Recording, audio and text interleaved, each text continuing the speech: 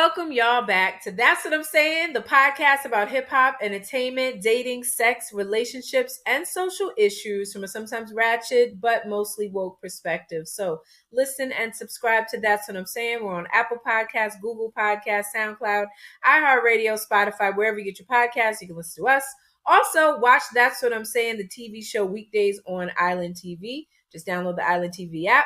Follow us on Instagram at TwistPod. So I'm Shaun. And I'm Shatara. Hey sis, hey, how you doing? I am good. How are you? I'm doing excellent. doing pretty good. How are you doing? I'm doing all right. Somebody asked me to say coffee again while I was out of town. Can you say that again? Say coffee. No, you don't. What's the right way to say coffee? So whatever. I say coffee. It could be coffee. I say aunt. I don't say aunt. No? You auntie? Auntie. Is that my aunt? No, it's my aunt. I don't know. I don't realize that I have an accent until I get on the phone with you or I talk to our siblings or our mother, really. And then I'm like, you know what? It's a distinction. You know, it's a difference. I can hear the accent more when I get around my peoples. Oh, but I feel like I lose, living here in Florida. I feel like because they got an accent here that's I couldn't even describe it. But Florida's south, so it's like country. It's like a country twang. Yeah, but then you got the real people the immigrants. So it's not even a country accent. Like this is not a southern accent that's here. I can't describe it, but I could tell. I can hear it. When I hear it, I know. When I hear it, I know. But I love it. You know what? I love it all. Mm-hmm. Yeah. One man just said to me many years ago, he says, to somebody, we all have accents. True indeed. And I said, well, then you just shut me up. Man from Australia. Okay. This is true. So yeah, this is true. All right. So what do we call this episode? We are calling this episode today, Stop Referring to Me as You Guys. You guys. And put this in a quotation. So taking us right to the ratchet. Mm-hmm. So Amanda Seales. Uh-huh. She was one of the Jubilee participants, she was on. We got to give a background because I know. Okay. Well, I mean, does everybody know who Amanda Seales is? I mean, I know who she is because I watched. What was Insecure? Insecure. Yeah. Yes. Okay. And pray tell she did not get along with, or Lisa Ray did not. Lisa Ray. That was Lisa Ray. Issa Rae. Look at you. Get your facts straight. She said, was it Lisa Ray? This is not Players Club. It was Issa Rae from Insecure. Okay. But she didn't get along with Amanda Seales. Like they did not get along, which I thought was interesting. I didn't know that. Okay, well, yeah. Amanda Seales is a comedian first, and now she's an activist, actress. She's a woman of many hats. Yes. And right now she is on the podium and she's speaking out for our Black folks, telling it like it is. And I want to give her a lot of credit first and foremost, because I do appreciate her posture to the point where sometimes you forget she's a comedian. It's like, oh, she's funny? Like, really?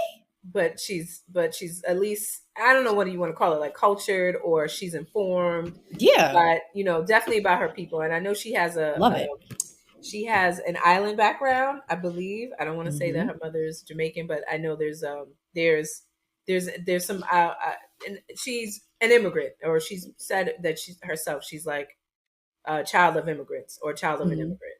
Mm-hmm. Okay. But I like that. Okay. But okay. So I listened to like clips of it. So basically, because to give some background, that show, I got a lot to say about this now that I'm thinking about it. Yeah. So she basically did this, like, it was kind of set up like speed dating on the show on Jubilee. So Jubilee is this platform. Say what you want about it, but basically they're like, it's like rage topics. So they like a timer.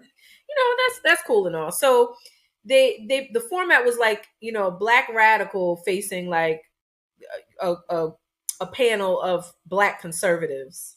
It's so funny to me, right? And they set it up so it was like a speed dating style. Mm-hmm. So and they were given like hot button topics to talk about. So that's how it was set up, which I love that just even how it was set up, and her rapid fireness of coming back. So did you catch that? Her Amanda Seals with Yeah, I was gonna get into it. You just so oh politely sorry. cut me right off. She was like, "Oh, let me. Who's Amanda Seals?" I talked about Lisa Ray. You didn't hear me talking about Diamond And Lisa Ray. then had the facts wrong. Like, wait a minute, she's in Players Club. Bring your ass on out, okay? First of all, bringing the wrong facts. Yeah. We wanted to be clear on who Amanda Seals was, and her people are from they're Grenadian people, by the way. So yes, this was interesting. I did see clips of it. I did not see the whole thing.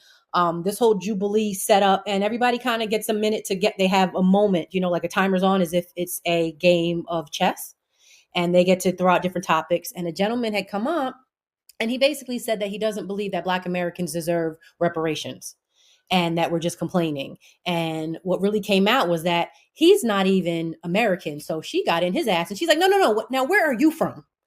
Where are you from? And he was like, I'm from Maine. And she was like, no, where are your people from? And he's of African descent. So it was just like, wait a minute.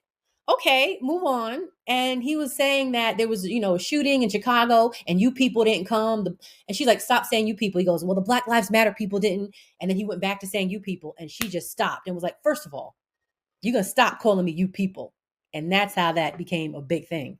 And she got in his ass, and she got in a little bit of everybody's ass because they weren't giving, facts. And somebody even went on to say that he brought up Harriet Tubman. She was like, please do not bring up Harriet Tubman's name in vain.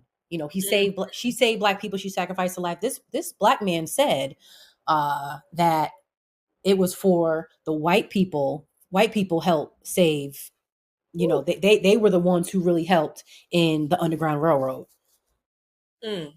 And okay, Quakers were there. I learned about Quakers. I learned about them. So, there were some helpers, but she's like, hold on a minute. She was trying to help them from, being enslaved and being beat and shackled and raped. And how dare you try to give that credit to, white people really helped us. So she felt, I saw I want to say an after interview, and she said it was so important to have this platform for us to talk to each other. But it also felt as though it was somewhat falling on deaf ears because because the one thing with us, kind of giving it the us. And I didn't like that. Was it on CNN? One of these outlets, when they were talking about the after interview, I didn't like that it was like white folks asking these questions. And I just felt like, no, like keep it between cousins. Like, like even when we have our shit, like let's kind of keep it in house. Oof. I like I said, I have so much to say on this because it was triggering in a sense that understanding that the platform, this is 20 Black conservatives, right? And they were all pretty young. I would say in their 20s and 30s. And the ideology that they all seem to espouse. One of the things that bothered me the most is the idea that systemic racism did not or doesn't exist at the scale that it does. There was so much denial going on with that panel, and it's almost like I'm watching, I'm like, is this just for ratings, or do they honestly believe that the system does not carry it's not racist? We live in, I didn't know that was up for debate. Did you even No, I'm sorry. Did you hear the young Black guy who said that Black people right now are so toxic? Because Black people right now, it's Black people. We are the problem. We are so toxic. I don't know if that's something that you were speaking on. That's a part of it, because a lot of the anecdotes, a lot of the stories that were coming out, and these personal little personal experiences that these people were expressing, it was like, for me, listening as a woman of a particular age and a melanated woman that has lived, that has experiences, that has experienced systemic racism, that knows intimately and otherwise about Black on Black crime, that's a huge thing.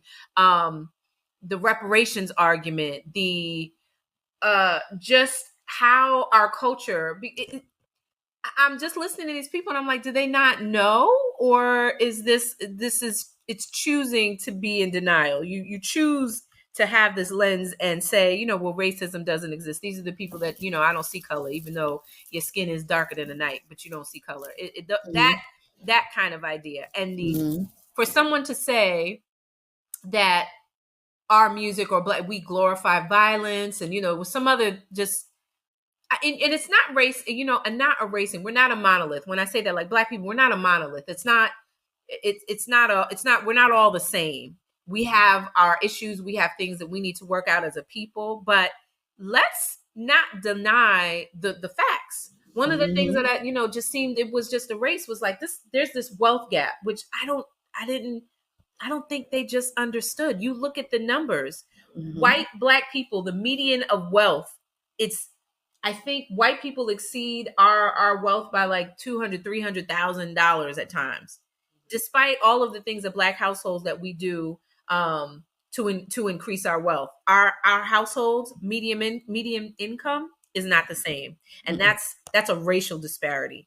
The police violence, you know, we like to put it under the rug and act like it doesn't happen, and you know these things because well, there's black on black crime and we hating ourselves. Yeah, but you know what? The police violence, 2024 was the deadliest year ever experienced for the killings by police of black people. It's crazy. Yes, sad time. I remember.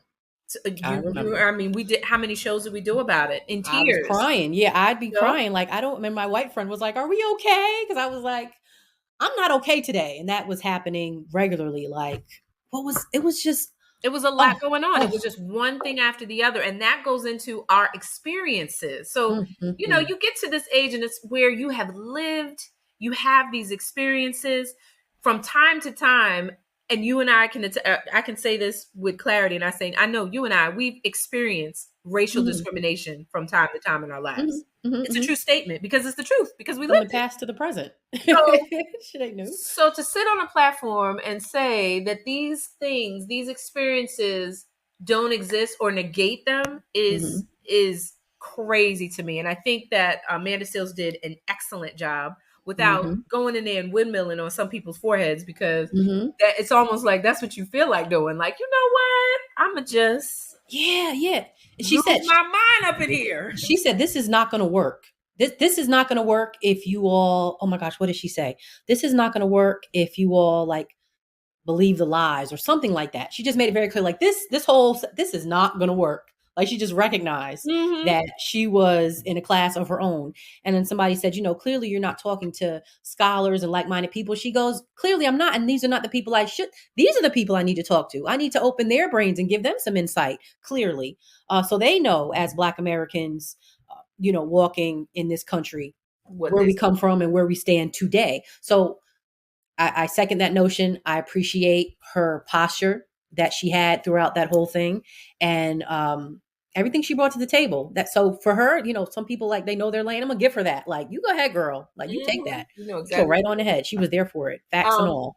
Another thing that she pointed out, and I was, you know, I was beating my fist through it, because a lot of it was Black people, and to me, it's a form of self-hatred. You know, when you see so many issues with your own people, you can't say that without looking at yourself. So a part of that is I see these faults in you because you are me. We are one in that sense. But there was a lot of separatism that you had. So one of the things that Amanda pointed out, because it just became a story, most of the people on the panel pointing out rap, you know, glorifies violence and Black people are violent and all of this.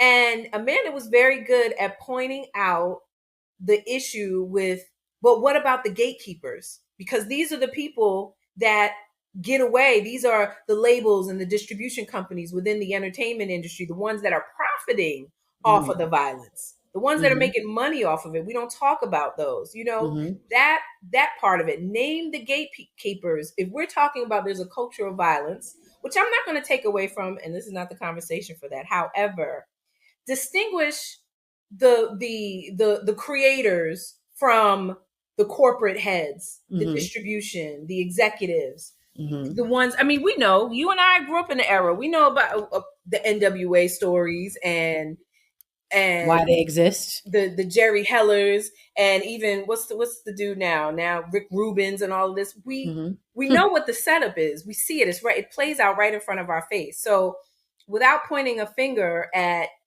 you can't just say that it's all, it's all a black on black violence and this is what we do. Think about and look at the people that are The profiting. puppeteers. The puppeteers. Exactly. So Right. I think she did an excellent job just pointing that out and making that known. So Yeah, very sharp, very on point for the occasion. And yeah, she held her own. And wow. So offering all that good insight. She was necessary. And I would say for that particular audience, she held it down. She held her own. Yeah. And I 'Cause know that was frustrating. Oh, I know that was know, like frustrating. at some point I'm like, girl, if you just want a windmill over here on this dude, if you know one of these. Yes. Oh, the gentleman, he was from Angola. So it turned out when she got to the root of it, he was from Angola and but was in Maine and was like, so how many black folks you think are in Maine? He's like, there's a black community, but a small one. And I'm a part of that black community. And he just sounded very out of touch. So what I think is that she spoke to a lot of, and I can't even say like younger people, but I am going to say that some youth, and they're just out of touch. And I'm sorry that a lot of young black people today with the phone in their hand and all this knowledge at a finger of a touch, they are out of touch. And I'm speaking of somebody who lives, breathes, eats, sleeps. I'm of the black culture. I'm seeing, and that's all I heard. Smartphones and smart as relative. Yeah, just out of touch. Okay, so moving forward. Okay. Speaking of out of touch, I thought this was hilarious. So there was a Justin Bieber impersonator in Las Vegas. Now, no, listen. So this was some good stuff right here. So basically, there was a DJ that DJ. Want to say, was it Griffin? Griffin was his name. Griffin. He's a DJ, and then he's up doing his thing in Vegas. Parties going wild. And then they and I watch his interview. They give him a heads up. They're like, you got to announce some Justin's here. So they're like, oh, we got a guest performance. Justin's in the building. The crowd went wild. He performed a few songs, kept his sunglasses on, sounded all right. The fans went crazy. Girl, bye. It was not Justin Bieber. Then he had the nerve to run up $10,000 tab in the nightclub. I love it. If this isn't being, if you see the video of this dude looks like he's a big, obviously he's a bigger dude. He's bigger. He's a biggins, not a biggins, but definitely bigger than what you would think Justin Bieber is, right? Like, this dude is muscly and muscles, and so obviously he's taller. But good one. I'm just like, you know what? This is a story. Did he get in trouble? Like, I wonder, did he? Some morning show, like they were reporting it, and they said he apologized and returned the money. Did he? But, I mean, I don't even think he should. I think they should just let him keep that for all he went through. I mean, he did give a show. He gave a show. People were hyped, and the question was, how did he make it that far? That was. I'm like, did he sing or did he lip sync? He was singing. He sang. Yeah, the song was playing in the background, but he was singing it, and his moves were not necessarily Justin. Because I can't say Justin is not like a dancer, so. For the most part, he just took his shirt off. He did his thing. And if anybody would have known, some true fans know like Justin's tattoos, down to the bottom. Dare of a lifetime. Whoever dared him to do this and isn't that great? Off, the best. No, one of the best one was during Obama's inauguration when the guy had snuck in to do sign language. Oh my gosh, it was a woman too. That was really terrible. That was me and your sister were talking about the other day. Absolutely terrible. That is, talk about somebody who got some balls on them. Let me tell you something. I've done some pranks and dares in my time, but that right there in the White House, my man. And then people who were in sign language, they're like, wait a minute, he's not saying anything. It was pissed as fuck. He ain't doing nothing but he did like the bird. He did the bird hand. Oh my gosh. He was throwing up gang signs talking about the sign language. That was terrible. It was terrible, but hilarious. So needless to say, these things are still happening. The Yes. dude jumped on stage and was like, "I'm Justin Bieber." He's going down in history for that. Good one. Good one. That was a good one. That was a good one. Also here, there was a Facts of Life, not well, yeah, like a reunion for all these, these great daytime shows. So do you remember Facts of Life, Different Strokes? Do you Of remember these shows? Do you remember Mr. Belvedere? Sure did. I think Three's my favorite Company. all out of all of them was probably Different Strokes. Different. And I like Three's Company, yes. Oh Like man, that. that was good TV. Yes. I liked it. So anyway, so there was Kim Fields who played Tootie on the Facts of Life, Mm-hmm. who was also Regime on Living Single. Sure, she And was. then people say y'all look alike I in know. certain pictures when she's And Regime. It's a compliment. She's doesn't help beautiful. that that's my middle name. Oh, so funny. Anywho, she made an appearance on I want to say the Allison podcast, and they were talking about Todd Bridges and his struggles and his addiction.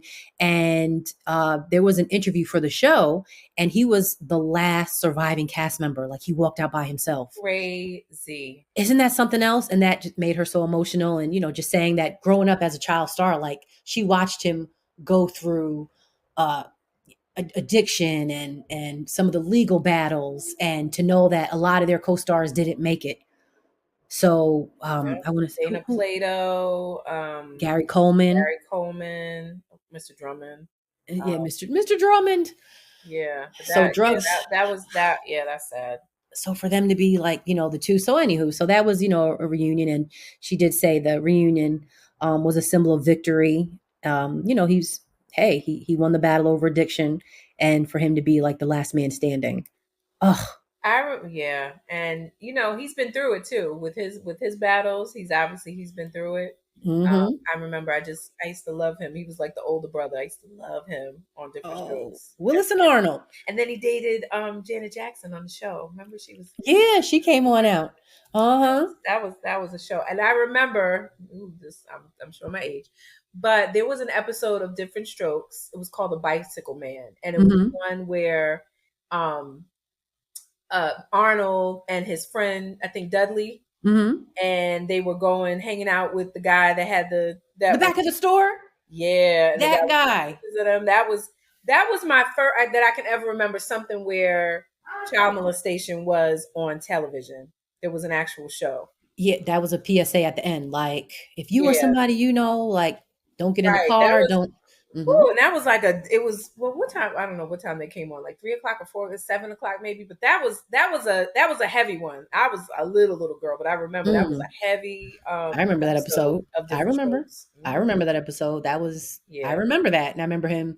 It was like an older white man, and he Yep. pulled out his camera and was like, "Well, just take your shirt off." And Ooh, he was all Dudley was all hanging out, like, okay, like not. They didn't show any details, but they alluded to what was happening. that And was I crazy. remember that. But I mean, oh my God, Arnold was so cute. Was he just what you talking about, Willis? He He was was so so cute. cute. Mhm. So cute. And I just love the fact that, the white man who was rich adopted two boys from Harlem and wanted to keep them together. Yeah, I love that whole storyline. Mr. Drummond was a shit.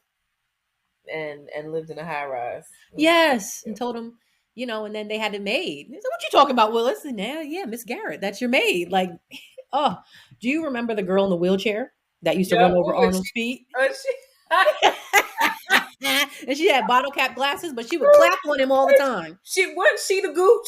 She was No, she wasn't the she gooch. wasn't the gooch. We never saw the gooch on the phone. He was. I call mommy the gooch. I'm like, shit, we got a bully right in this house.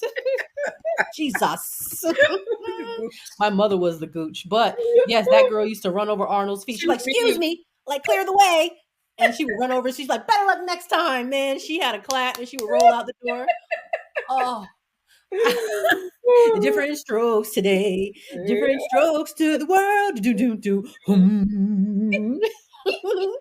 That was that's what everybody's got a different kind of story. Everybody's got a way to shine. But no matter No what matter you what got, you got a lot. Oh, you got theirs, you got yours, and I got mine. And together together we'll be fine today. Oh, different girl. All right, podcast over. It was nice talking to you. Bye. That's all I needed. Oh man. Okay, well, moving on. Uh-huh. We have Fat Joe. He has recounted numerous stories that he's been talking about on these podcasts about how he was such Joe. a bully as a kid, and he even has this grand story about how he robbed everybody in the gym in high school. And he said he got and he said he did it with no weapon. I So believe it. he claims that he robbed about 70 kids all at one time, wait, without a weapon, and that he had so much stuff from them that another kid had to help him. Like help me with that bag. Because I said so. So there's a Harlem comic. I can't think of his name right now, but he did like a replay of it. He did like a whole video of Fat Joe coming in, like the gym, with no real gun, telling everybody, put it in the bag, put it in the bag. And when you see the replay of it, it is actually kind of funny. Like, really, Joe? 70 kids just gave up all their stuff because you said so? You know what? I mean, he may embellish just a little, but I will say this about Fat Joe, and this is where you got to remember, Fat Yeah. Joe has been around since the early '90s. You He's gotta go, 55 years Joe. old. You gotta go, You remember Joe. Slow You Joe gotta, when he had gotta, his gotta, pants down gotta let him in his know, Joe. And his camouflage Carhartt on. jacket and Just was looking from the BX? So one, he's from the Bronx, and two, he's been around since the early '90s. I remember listening to a story that Cameron told, and he was mhm. saying how he aspired to be like Fat Joe because Fat Joe back in the day had money, was on the block with the cars and the jewelry, the trunk jewelry. He Mm. said Fat Joe was living that when Mhm. they was dreaming and rapping about it. He was really doing Wow. that. So I give props to that, and he has some of the best stories. So, and he's from the Bronx, And and he's not for from the not Bronx. for nothing, as we know to say, not for nothing. You from the Bronx, you're gonna have some stories. You're gonna Mm. have some stories. So Mhm. Mhm. the fact that his stories are just wild and crazy just shows, he has longevity, and I give him his flowers because the man has been around. He's been through so many decades in this He in this has. culture, in this He in this has. music game, and he's still relevant. So I Yeah. give him that, and I love to hear his stories because they be so wild. But you be like, Mhm. you know what? Because I mean, look, I got stories. I've been around. I know. Right. So after a while, you be out here in the streets. You got I some got some crazy stories to stories. tell. I got a story to tell Biggie. Doo, doo, Hmm. doo, doo, I doo, doo. love And it. Fat Joe said he really aspired to be like, he said he loved Steve Harvey. So the fact that he is still relevant and he's able to have, people on the couch and do these interviews and host BT Awards and, be considered, he said he considered himself like the hip hop Steve Harvey. And he was Yeah, proud about that. So I thought that was a cute I love story. that for him. I thought that was a cute story. So Fat Good. Joe is still doing it. Do you think that he gave back any of that stuff he stole? Not at all. I'm wondering. I'm thinking, was he able to? You know what? He went to his assistant. He was like, out of all those 70 people, go to my yearbook, find out who. And I just want to bless everybody with a good tight $5,000, a Yeah, surprise $5,000. I don't That would think be so, dope. but it would be nice. Fat Joe, do that. That would be something else. Look, he stole from me. Suddenly, I was in high school with him. Like I wasn't even born yet. Fat Joe, you owe me $5,000. I'm taking my calculator, motherfucker, and my number two pencil. My Texas Instrument calculator. What year was it? That's not even relevant. You said you stole it. I said I Give was it back. He's the original Gooch. We the found Gooch. his fat ass. Wait, Fat Joe's not fat no more. Hold on a minute now. Not like he used to be fat. He medium fat. Fat Joe. What is medium fat? Does medium fat still need to go to the gym? Yes, to maintain. Yes. Oh, he's medium fat. I Mhm. just think he's husky now. Yeah, but and I'm not gonna. But he has a what do you call them? A wooden leg, but not a really wooden. I don't know, Mr. Deeds. What Blackfoot are you talking about? He has a pirate leg. You know what I'm talking about? He's a Yahar Métis. Yeah. Fat Joe's a pirate for real? He'll hold a bottle of rum. He really has a peg He leg. has like a no. It's his leg, but it's a bum leg. That's what they call it. You got Oh, like a slew foot. yeah. You like, I know that, right?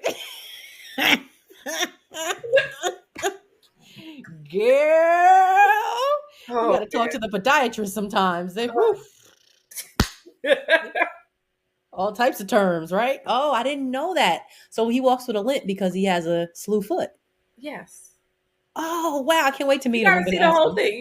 You gotta see. I mean, it's cool. I'm not making fun. I'm just pointing it out. Like, and he knows about it. You know, they watch him and Jadakiss make tell Fun jokes of, about fun his of, leg. oh, okay. You got me. I have now I'm really Oh interested. man, yeah, it's a Oh, good. she said he has a wooden leg, but not really. It's his leg.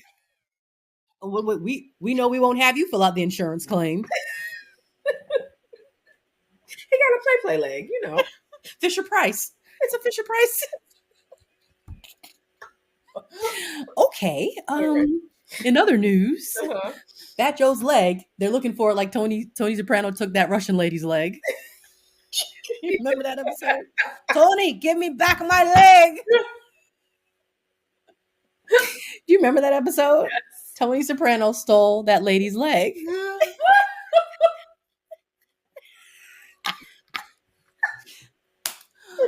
And how did we get here? Because of Fat Joe It's a fat joke. stealing from the Play kids leg. Oh, in the cafeteria. yes. It's an all trumble to hear. And now we're here with Tony Soprano. Yeah. Okay. All right. Moving on. Did you hear that there was a brawl on the Carnival Sunshine Cruise out your way over some chicken tenders? Don't associate me with that. With It was in Miami. I thought I saw you on the clip. I know you did not. That wasn't you running with the honey mustard? Are you sure? That was not me. So they said, yeah, there was a big brawl and it escalated over the food. So whether that's the Oh, truth, I don't know. Um, yeah, I oh, saw the video. It just looked so trifling. And what makes it so trifling was it was my people. My people. We were out there. We were going at it. And then I thought about it. Do you remember when the Popeyes chicken sandwich came out and people were fighting about it? it's about that. Yes. That was like, it was almost like a possession. Like, I do not believe that we are fighting over some food. You know, Ugh, and chicken at that. we just gotta keep it. We just yeah. This is a part of it. So Crazy I to me. heard about it. First of all, Carnival Cruise. There was a time to me, Carnival Cruise wasn't necessarily. It wasn't the most luxurious, but it was affordable and it was decent. And at some Mhm. point, it just kind of backslid. So now, especially living here in Florida, I mean, you get lucky and catch you a little Carnival Cruise for like $49. So it's Mm. it's it's very overly affordable. What with that comes is well, you open the door a little bit, so you gonna have fighting at 2 a.m. at the chicken station, at the chicken nugget station, I wish I would. over the honey mustard and the barbecue sauce. Wow. Yeah, On a cruise at that, where there's like unlimited food.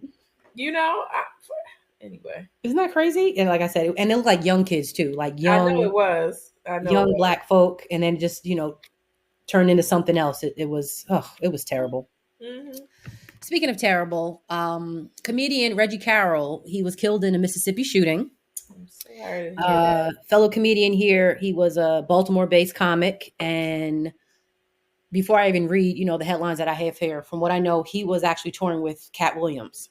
So being on this Cat Williams tour, it was himself and comedian Monique, and he was fatally shot on Wednesday in South Haven, Mississippi, where he did die from those, the shots. And they're saying they have a suspect in custody who will be charged with his murder. And rest in peace. This is very sad news. Reggie was only 52, so rest in peace. Did you know him? No, I can't say I knew Reggie Carroll personally. And it was just a lot of hearsay going on with different comics saying that they want answers from Cat Williams. And I'm just looking at social media. I'm like, I'm not understanding why they want answers from Cat. Well, he was on tour with Cat and it was at his house and it was one of Cat's security guards. And there's a lot of back and forth going on. So I'm going to say I don't know. But what is a fact is that he was shot in Mississippi and he was a great stand-up comic and he will be missed. Sorry to hear that. Yes, rest well. Okay. Yeah, it's a sad things. Okay. Did you hear about Marcus Morris? So who is that? I don't know who that is. Who's the BA? I Marcus don't know. Marcus Morris, he's an athlete. I want to say he's a former NBA player. And he was arrested out in your neighborhood. I'm trying to see if in the Don't picture were be you at the trying to put airport. everybody over here with No, you with know, because Florida, it goes down. Maybe I was in the airport, but basically, they came to get him, right? Broward County Sheriff's Office. They came to get him, Fort Lauderdale Hollywood International Airport, which is where I roll. So hold, I just see that the charges were dropped. So whatever he was charged with, they were dropped Thank because goodness. markers were paid off. So I guess he didn't have enough funds to cover a total of $265,000 in a line of credit to gamble at the Wynn Las Vegas Hotel and Casino and the MGM Grand back from 2024. So the casinos wanted their money back because the lines of credit were not repaid. And once they were repaid, the charges were dismissed. Okay, good, because they came to get him right while he was sitting at his gate. And somebody said, in front of the family, in front of the kids? Oh, terrible. Not in front of the kids. Yeah, they came to get him right when he was sitting at the gate. Like, come on. Fort Lauderdale International. Yeah. Isn't that terrible? They came Yeah, to get it him is. over. So he should have got with the Justin Bieber impersonator, and they could have worked something out with that I money. know, right? I hope they was there at the same time. What? Okay, well, I Okay, mean, so now he seems like he cleared it up and but go damn. To play. He be, played 13 seasons in the NBA for the Suns, the Rockets, the Pistons. He was journeyman all over the Clippers, well, 76ers, and recently the Cavaliers. okay, well, he could play, huh? And he doesn't Great. have a contract for upcoming season. Oh, he could play, but clearly he cannot gamble. Mm-hmm. Yep. Yeah. Mm, I know you know next time, Marcus. at the win. Don't you do it. Okay. Well, speaking of these athletes who are sketchy right now, the former NBA player Terrence Williams, he's been sentenced to 10 years in prison for defrauding the NBA players' health and welfare benefit plan. Now I heard a little bit So, about this, but what so happened? this Yeah. this this is something else.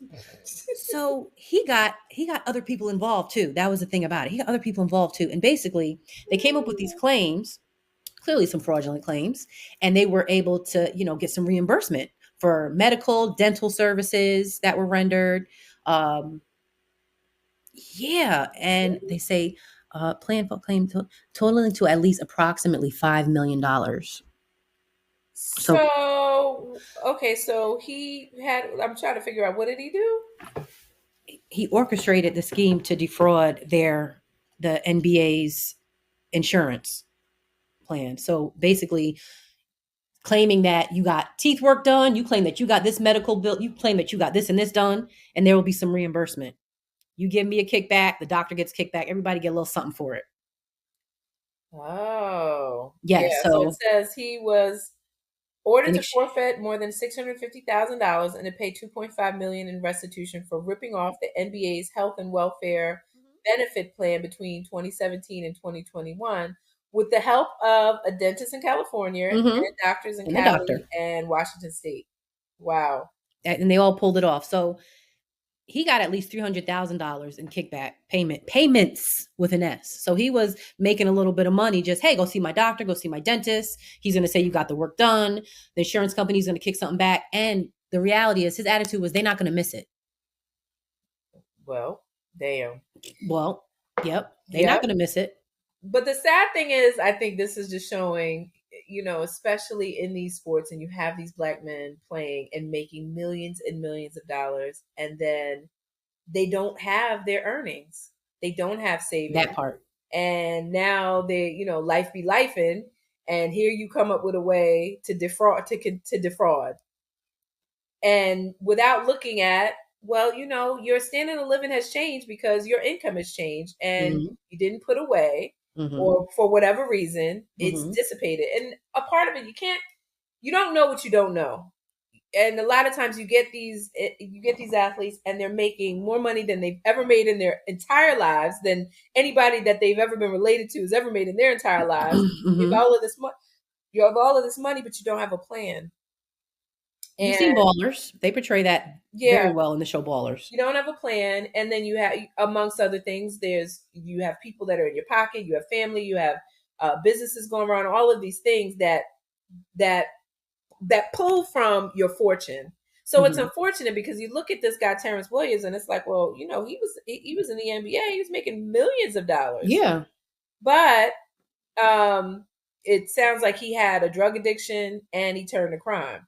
That's the painkillers, because that's another thing that gets them way off their game. He was addicted to painkillers, Hmm. and that kind of rerouted his professional career, and then he turned to okay, a little scam. A little skimsy. And then, see, I'd asked my husband here when we were going over this whole story. He's shaking his head like, man, he about to do 10 years. I'm just like, but let me ask you this. Athletes have some of the biggest contracts. Like, wow. I said, if he had gotten the money that he wanted up front in a contract, do you think he would have done this? And there was nothing to be said. Kind of like shaking his head, looking at me like, how could you? He's like, I don't know. Like, I don't even know. Because I was just thinking he didn't make enough money. So he just wanted some more. Mm, no. But clearly, no. He made like a job out of it. He was doing it for a couple of years. Yeah, he's because he's been in jail. He's been in jail a couple of years already. He was Mm-hmm. already, I believe, found he's been incarcerated, and then he, I guess, started threatening some of the witnesses Mm-hmm. that was going to testify. So it's a mess, and it's unfortunate. I'm 10 sorry, brother. I'm years. sorry that you put yourself in that situation. Yeah, that's like, because he was clearly at the head of his game to even get a NBA contract for starters. Like, wow, you Hmm. made it so far. Ugh, it's so unfortunate. 10 years for this? I'm like, Yeah, damn. and when you think like you actually made enough money to set yourself up for your entire life At one point, at right. one point, right? Mm-hmm. Mm-hmm. And damn, homie. Sorry, Terry Williams. In high school, you was a man, homie. What Hmm. happened to you? All right, moving forward. Hmm. Do you care that Taylor Swift and Kelsey are engaged? Just for 15 seconds. Oh, okay. Okay. That's it. They're engaged. They're getting married. Somebody said the English teacher and the gym teacher are getting married. Okay. Good for them. Congratulations. Yeah. But then they're saying, what's her music going to be like? Because, she takes her heartache and pain. So what is her music now going to be like as a married woman? Well, that's a good question, right? Hmm. Is it like the Mary J. Blige effect where we She's like had. Mary? I gotta give it to her. Taylor Swift has had some songs where you're like, man, it sucks to be her ex man because, whoo. I like Taylor Swift. She all right with I me. mean, I like her music. I'm not a Swiftie, but I like Taylor Swift. I Yeah. like Taylor. I guess she got a few little jams. I like the song about dancing in the kitchen barefoot because you love each other. Something like that. I was just like, that is just so cute. I love it. Yeah. But boy, don't get on her bad side. Uh-huh. She got something for your ass. Mm-hmm. Get back together. Oh, she'll tell you. She'll scream it at you. I Woo! like her. I'm happy for her. So good for Taylor. She comes across like she's just Yeah. genuinely a I had good a feeling she person. was a Sagittarius. She is. Did you know? Oh, 13. Yeah. I don't know. I don't know. And then Kelsey, he looks corny now, so that's neither here nor there. Doesn't. Anyway, little Nas X, he was walking through the streets Mm. of Los Angeles. Now, when I first saw this, it Street. was have you heard him? There somebody's taping him live, and he's like walking the catwalk, just in the streets randomly, no security, singing Uh-huh. about in his tidy whities and some white boots. Mm, mm, mm, mm. Then I was like, well, if I would have stayed tuned in, then he ends up taking his drawers off, looking straight at the camera. Woo! Well, what was under there? He was naked. Oh, with balls out and everything. I didn't Yeah, hear that part. yeah, Oh, okay. yeah. Okay. Then he was, so the cops came to get him. He was spotted running free around 5:45 on Thursday in the morning. The cops picked him up and transported him to the hospital for a possible overdose. But it turned out that the nude man walking who was arrested, he's not on drugs. He's not high. He's all right. It sounds to me like he has an album coming out. He's just trying to do some promotion, and he found the best way to do it. That's just my opinion. Oh. So he's strutting down Ventura Boulevard at 4 o'clock in his underwear with some matching cowboy boots. Mm, Yep. mm, mm, mm. And then wait, he was warning the folks behind the camera not to miss the party. I heard that part. And then he put a traffic cone on his head, and he was belting out some Nicki Minaj lyrics Oh, for Monster. And yeah, no. and they said hopefully he remembers where he left his cowboy boots because they are now on sale on eBay. Oh my gosh. Yeah, so now he did a live video recently saying that your girl's gonna be all right. So I had to reread it. He's calling himself your He's girl is gonna telling be all right, me. y'all. It's me. It's been a hell Okay, of a night, Montero. y'all. But your girl's gonna be all right. You're like, That just made okay, me chuckle. Montero. I hope he's all right. Give him You my know, he looks like he's kinfolks with Franklin Saint, Yes. right? He's nice looking brother. They like kinfolk. Damson Idris. Yes. I They're in agree. the same, right? They look like I brothers. agree. Yeah, I'm sure Damson wouldn't like that. He'd be like, wait a minute. That Like, whoa, whoa, now Snowfall. I didn't say that was you walking down the street. calm down. I didn't say. What's that? Sam Asghari responds after Britney Spears calls their marriage a fake distraction. Now, I just wanted to touch on this real quick because I feel like we did a whole show on Britney Spears Yes. some years ago. Do you remember that? Uh-huh. And Britney was everybody's like, free Britney, free Britney. That's what it was. It was the whole, hashtag free Britney. So Mm-hmm. now she's saying that the marriage was just a distraction. And he's saying that, our marriage was very real. It may have been short, but we were together for 7 years. I was in love with her, will always love her and wish her the best. Now, we all know that he signed like NDA and whatever. But Mm-hmm. Brittany's whole thing was, I'm calling this 14-month marriage a distraction. And I was cut off from my 2 sons. Mm. This whole thing back and forth with my ex-husband. So yeah, it was just a distraction.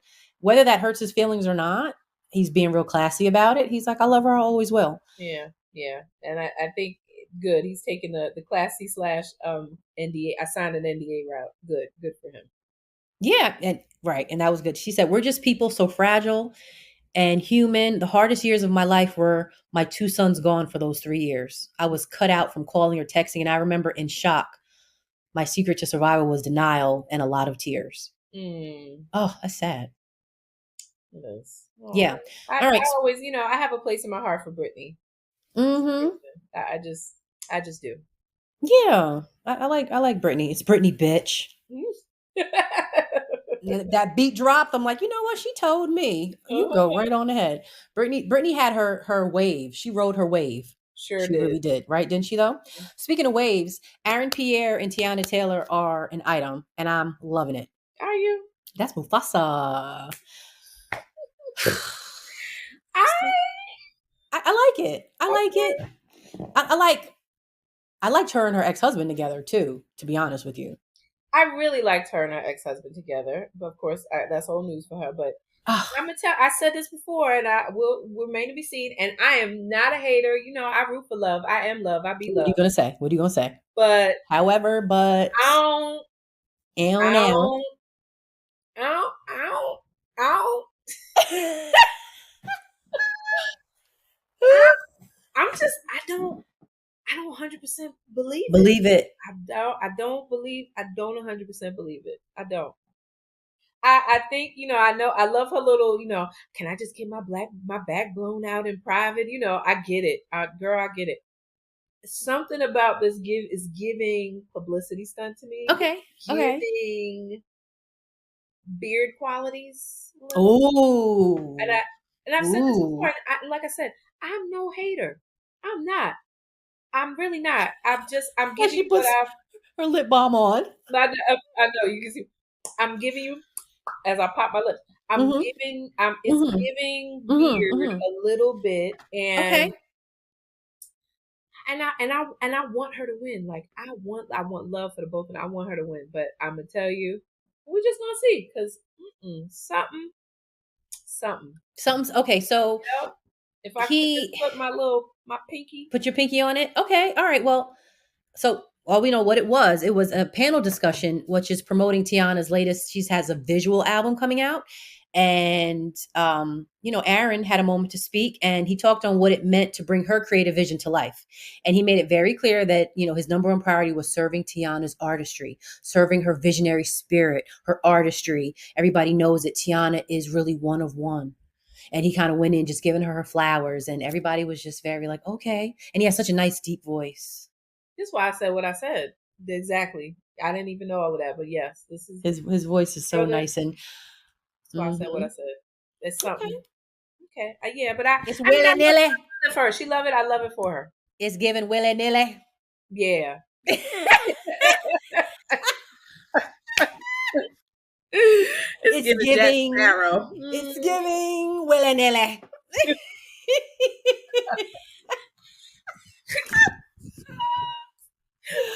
I she said, if I can just put my pinky on, if I can just put Fat Joe's wooden leg on it.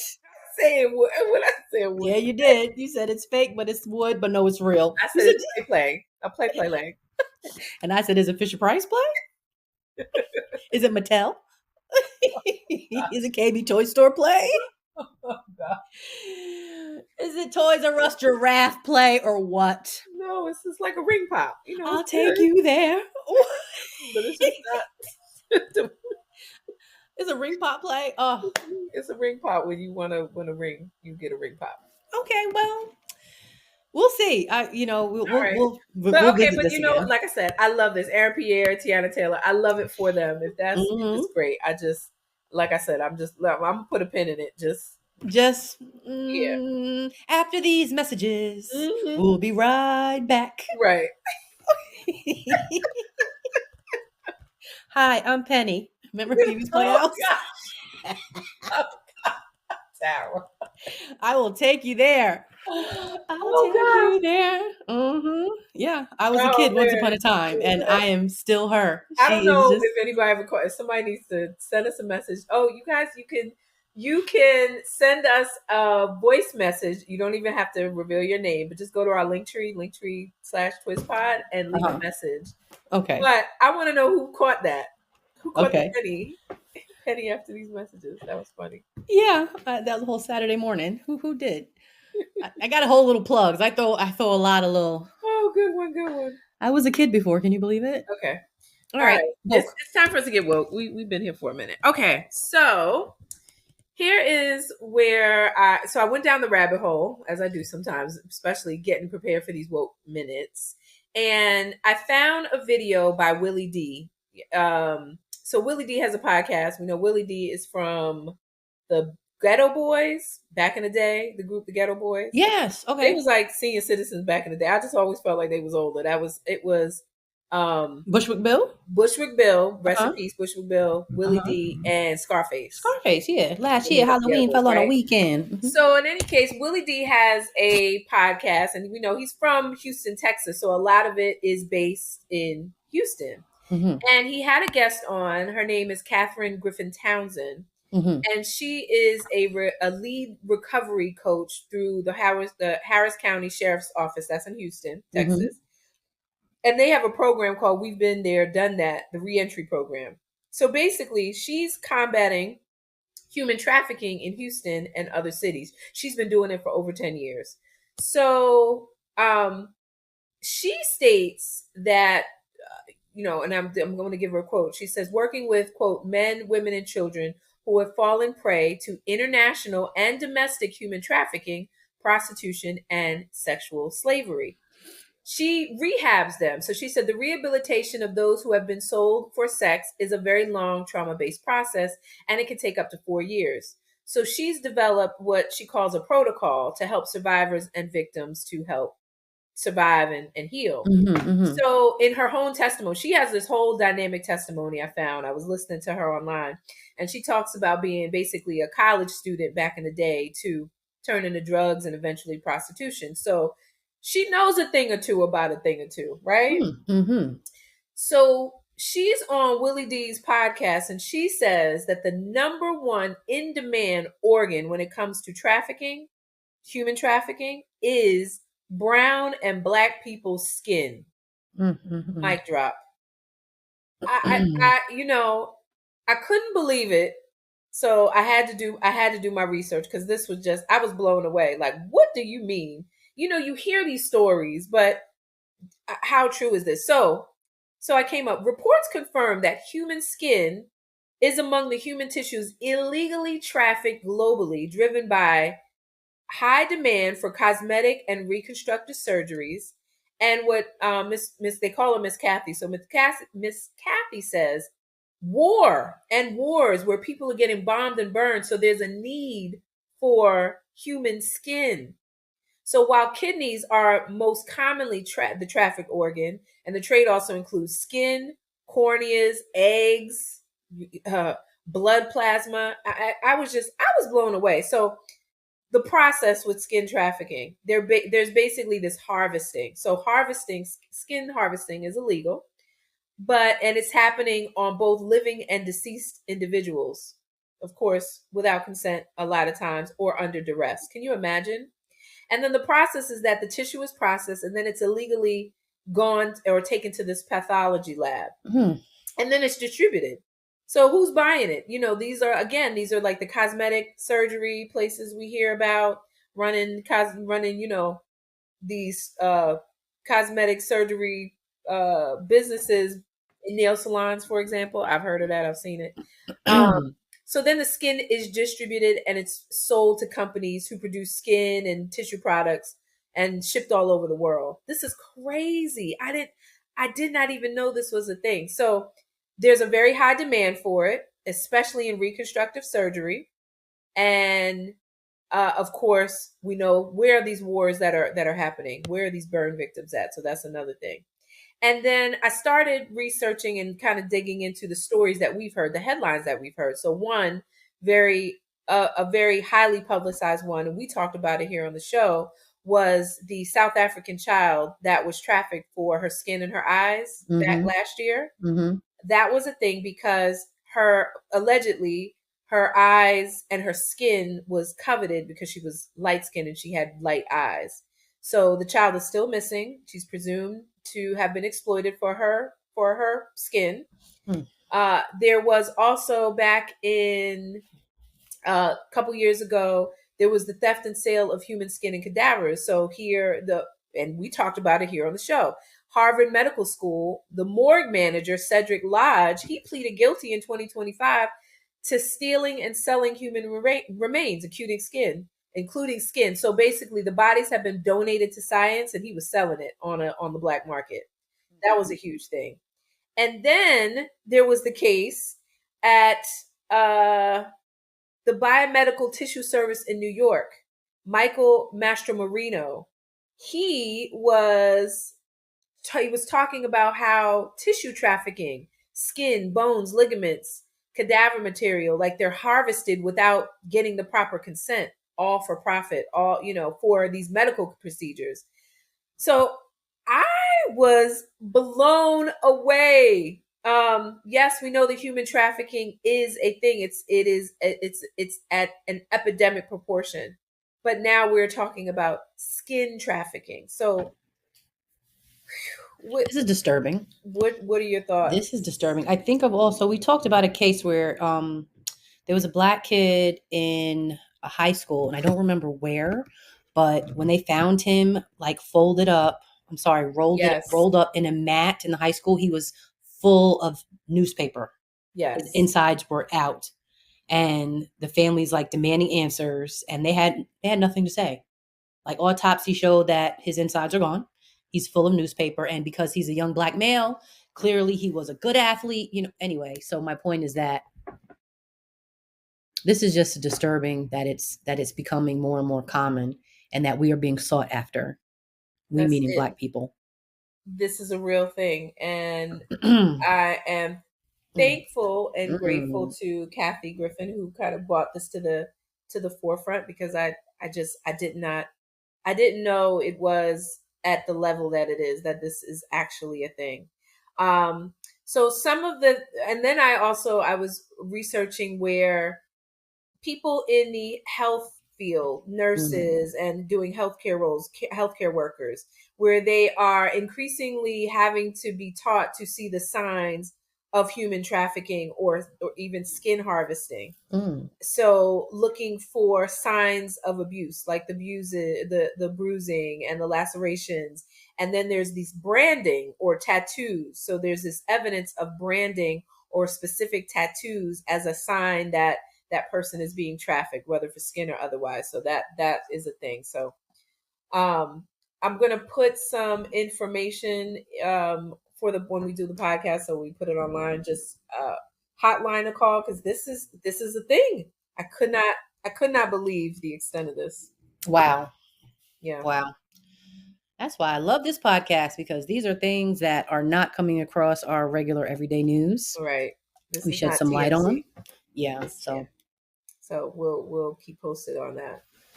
All right. Disturbing, but necessary to know about. Okay. Mm-hmm. All right. Well, we're gonna segue into something A little better. Mm-hmm. A little, Give it more, to me. a little more dickier. What you got? Dickier. Dickier. All right. Well, let's get into the weekend D.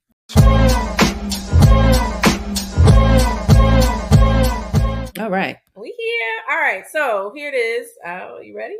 Mm-hmm. All right. And if you have a question for the weekend D, you can actually leave us a message, a voicemail message. Just go to our link tree and find the send a message button, and you can just leave a voicemail message. You don't even have to identify yourself. Right. Okay.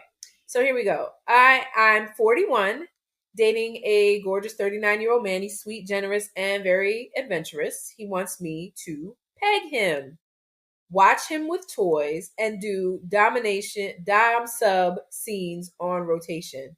I'm down. Heels, harness, playlist, all that, but I need guidance so it's hot and healthy. Guide me, y'all. Also, what rules do I tell him? Jesus Christ. What? I don't have a dominatrix class to tell you. Like, what are your rules? I don't have any bullet points to give you, girl. First, You're down. That's it. That's it. that's, You're in. You're that's all down. I The know. door's gonna lock. That's all I can tell you. What does it mean to peg him? What does that mean? Are we serious? Yeah. So she's gonna take a strap on penis, strap Oh, on dildo. Okay, peg. And, Okay, I could have figured that. And dig it in the bug. And watch him with toys. Oh. Hell to the no, no. That wasn't your cue to be like, how you doing? No. And this is where, and sis, I love you. You're 41 years old, so you're in our demographic. But wow, okay, That wasn't like a. I can understand now. I'm just talking as a heterosexual. If he were to be like, I want you to put this on, and hey, that's all good. But once you tell me what the peg is, and watch him with toys, oh, that's a whole different type of. I really love that you didn't know. Oh, wah, I'm naive. You really asked, but okay, yes. I didn't know. It's like, okay. All right. And I like that you knew the answer. You really want me to tell you? Yeah. What? Okay. So that's what that means. Well, guide me, y'all. Also, what rules do I tell him? From what I understand, all right, let me get outside of my little box. There's always a safe word. From what I know, because everybody's chained and whipped up, right? So there has to be a safe word to when you have to say that enough is enough. And that's all I know. So keep a safe word. Have fun. You guys play safe. Play ball. Literally. Both of y'all. I just like how, I just, we want to keep it classy because we're glossing over the fact that, to me, if a man is asking you to peg him, then obviously he's a little more fluid than the man who does not want a plastic dildo, a rubber dick in his ass. Yeah. But hey, to each his own. So once we've gotten over that mountain, have fun. Do what they do. When you punch gloves, like take the boxers, punch their gloves. No, so let me tell you, I was watching The Hunting Wives, right? You told me to watch it. Right? Yes. Crazy white, low vibrational show, but I loved it. I watched it. I finished it, right? Mm-hmm. So there was a scene. I'm not finished yet. Oh, okay. Because then our cousin Tara was saying she watched it and it was crazy. I'm not finished. I don't know how many more episodes I got, but anyway. Okay, well, so you finished it? You should have seen. Well, there's a scene where very macho, masculine husband type dude, you know, and then but in the bedroom, he wants to squeal like a little girl and get pegged. Oh. Not the fine police officer husband. Yes, honey. Yes. Oh, okay. I figured because I saw he had a lieutenant kind of showing him something, and they looked a little flirty, and the wife kind of nixed it off, like, "I need to talk to you." And I was like, "Oh, okay." I didn't catch that because but okay. You get what I'm saying. So the whole thing was in the bedroom. She was dominating him, and that's the way she did it. Was she was pegging him? So it was, and like, dear heart, she's saying that. He's in the dom sub. She's in the dominatrix sub scene. So that's a part of it. A man wants to be dominated, and the way that he can do that is by having a woman put on a rubber dildo and dig it in the bud. Yeah. But let me ask this: is there a way to I don't play think you like? can ask me. Go ahead. Well, she asked us shit. So Okay. since you telling me what a peg is there like the dominatrix whole role playing the scene that doesn't involve a man who does not want to get What? fucked in the butt? I I mean, I'm not of that scene, but from what I understand, probably not. Like, if he is a sub, that's what That's makes what he him a sub, wants. right? Oh, I thought maybe So he just wants to be hit on the he's a back. subordinate. He's a subordinate. So how Yes, does he do that? yes, mistress, and that's it, Yeah, and it could be, but right? most of the time, he playing that sub role is because he wants the whole strap on experience. And to me, in this, it's a personal thing, but for me, having a man in that sub role makes him unattractive for me. You see me shaking my head? I Yeah, right already know. away. Yeah, it's that's uh, if you were ever going to be an alpha, that's not the way you'll ever be an alpha. I know that's right. Very well said. You That's once you are, but obviously there are people like so wanting to just and talk about this be in open this is minded. she's open minded and that's great. So Mm-hmm. enjoy it. Because anything that it's two people, all you need is the other person consent. Two people consent, that's a contract as far as I'm concerned. So y'all can do whatever it is that y'all want to do. Two people that are consenting to whatever act other than hurting somebody else, y'all are great. So go on ahead. It's hot and healthy. Keep it. You can keep it moving. What rules? Pick a safe word.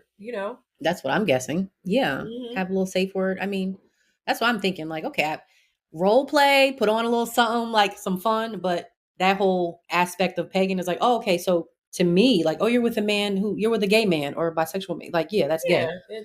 That's definitely what I would think. right away. But that's not a red flag for her. That's a let's have some fun. But it's not. That's what I'm saying. It's not a red flag for her. It's not. So all I can say is I can't tell you the rules. You make up your own rules and have fun and be safe. Can I just okay? So I don't as an know. aside, did you see The Shy? You finished The Shy? This new season? Yes. No. Oh, I went into the first episode of the season premiere and it was so heavy it that was one night I was heavy. watching Yeah, it. but it was. I I mean, know it it's a was a great lot going on. show. It was I good. love The Shy, but I haven't Yeah. picked it back up since. Well, I say that because I'm not gonna ruin it for you, but there's a Pourquoi? relationship between what's her name? No, I don't know nobody's name. Emmett No, what's Tiffany? Duda. Tiffany and Tiffin. Amon Schubert. Oh no, he Tiffany. Yeah, he's gone, but Tiff. Tiffany, right? His girl and what's the name that used to be the mayor, but he's not the mayor. He's a singer in real life. Oh yeah. He's Yeah. a Uh-huh. Uh-huh. transvestite, and Hmm. now he's not, and blah blah blah. Yes. So there's a relationship that was budding in between them, right? Hmm. And in my mind, I'm like, but nobody is saying that this man, obviously, he's sexually fluid, right? That's a term you want to use. Yeah, yeah. Which is if look, you like it, I love it. That's what we live in. You like it, I love it. A million strong and growing. Yep. That's all For I you, got. I like it. Yeah, because that was a big thing for me. I'm like, granted, his wife girlfriend. I know that the budget must have got real good because her transgender, Yeah, transition got right. real good. She got pretty for a minute there. Like, oh, okay, like, oh, got a little hair budget. The skin tamed down a little bit. She got softer. The clothes were nice. Her voice got to be. I was like, okay, I see the transition. I see. Okay, wow. But are you tricking me? No, nigga. I'm just playing. And I don't like using the N word, but I just thought it'd be hilarious. I just want to see. I just thought it was funny. No, you didn't trick me though, but I had to remember that was his boo thing. And he ludded her. She redid the kitchen. She redid Yep. the whole house. You know what I mean? And actually, I like their relationship. Like it wasn't. I didn't care. Once I saw what it was, I'm like, I don't care. Shit. Kevin and what's her name? They got a gay mom. Mm-hmm. They got I two forgot moms, about that, right? right? And the stepmom was she was a social worker. She was an amazing mother to them. Like I don't got time to be worried about, being against y'all and for y'all. Great, that's great. Mm-hmm. Yeah. So But girl, but go ahead. I'm just I want her to enjoy it. If that's what you want to do, and y'all are consenting adults, and ain't nothing that two consenting adults cannot do. Humana, Just humana, enjoy it. humana. Yeah. Sky's the limit, literally. Yes. Anal Just beads have and your all. safe word, so he know that you can't ram him as hard as you've been doing. Jesus. The safe word can't be. Don't make your safe word anal beans. Or harder. Don't make that the safe word. Yeah.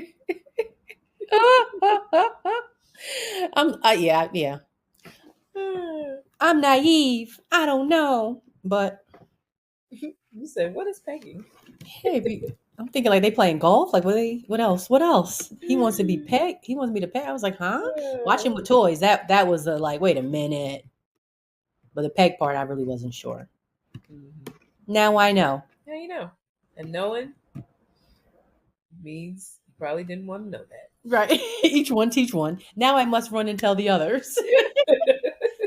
Excuse me. Did you know what peg meant? Yeah. Okay. Well, have fun. Have fun, girl. Do you. Mm-hmm. Right back. Tell us how it went. Yep. All right. It's my jam. All right. What's your jam?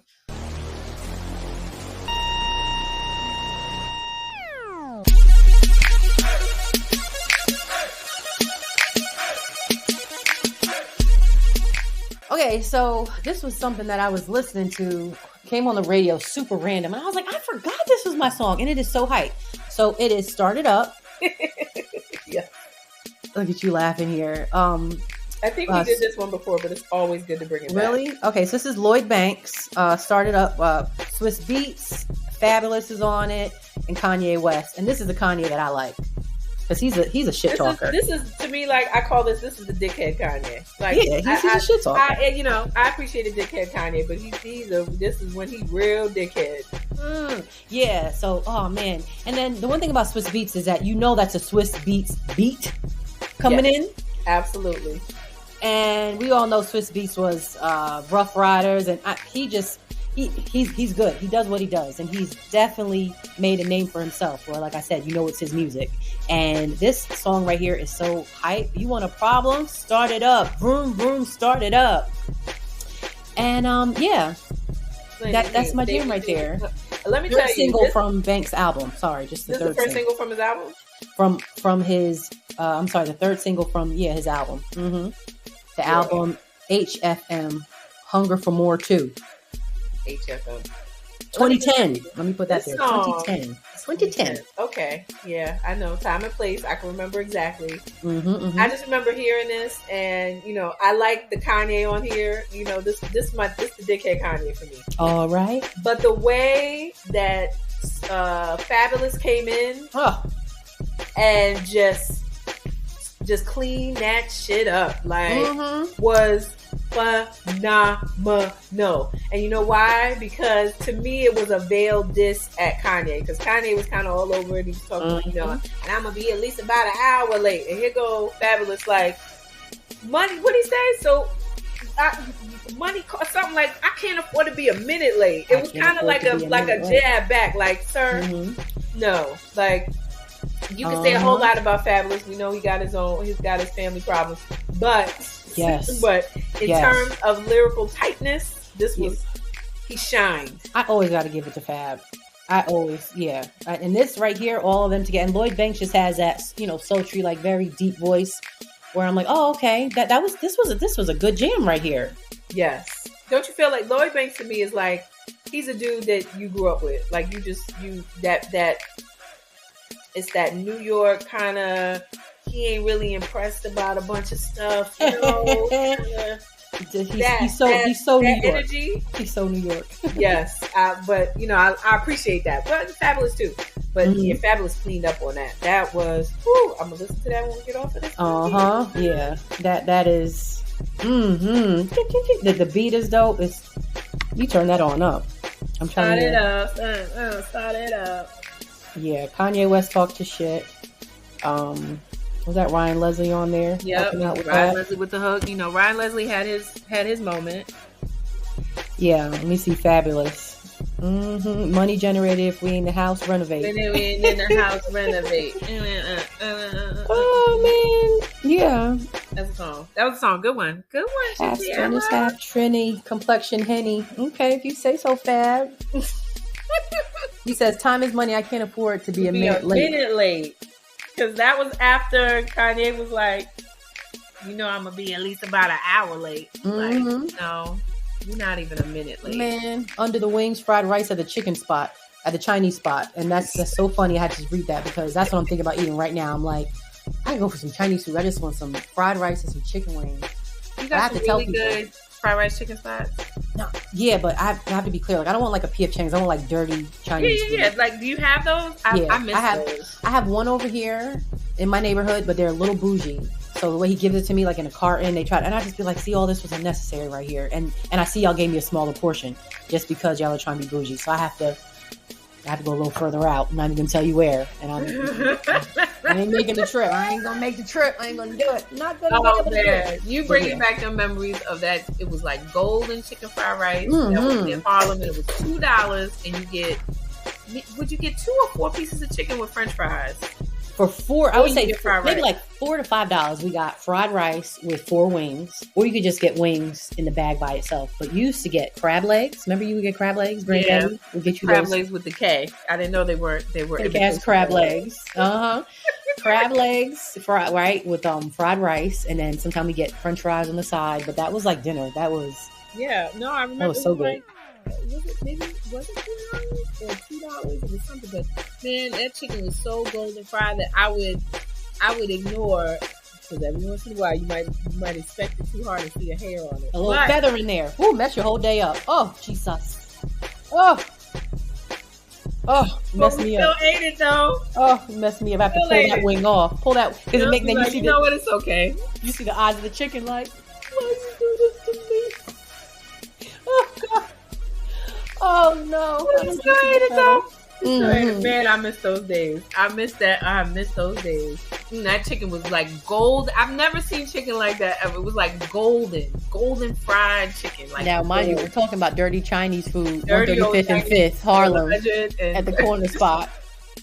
And she's like, it was golden. She's talking like she has some real good. No, because it was good, and you look at it real hard, and you be like, that chicken still got feathers on it. And how do we get here? Because of Fabulous and started up talking about chicken wings. I gotta always go back. How do we even get here? I love it. Oh man. All right. Good times. Good show. Good times. But guess what? We are here. Look, y'all, we have come to the end. This is a fabulous show, though. And so make sure you subscribe to That's What I'm Saying, the podcast. Listen to us on iTunes, Google Play, SoundCloud, iHeartRadio, Spreaker, Stitcher, TuneIn, Spotify, wherever you listen to your podcast. We're now being hosted by Acast, so make sure you find us on Acast. Watch That's What I'm Saying, the TV show, weekdays on Island TV. Download the Island TV app. Check out our link tree at TwizPod. Please go over there, leave us a message. And Shatara, what else do we need to let everybody know? Yes. If you have a question for the Weekend D Report, if you want to advertise with us, or you want to keep up to date on all my upcoming comedy shows, as well as our podcast and TV events, you know what you got to do. Get social with us. DM us on Instagram at TwizPod. You know what it is, TWISPOD. And as always, we thank you all for listening. So until next time, please stay healthy and well. Peace. Peace, y'all.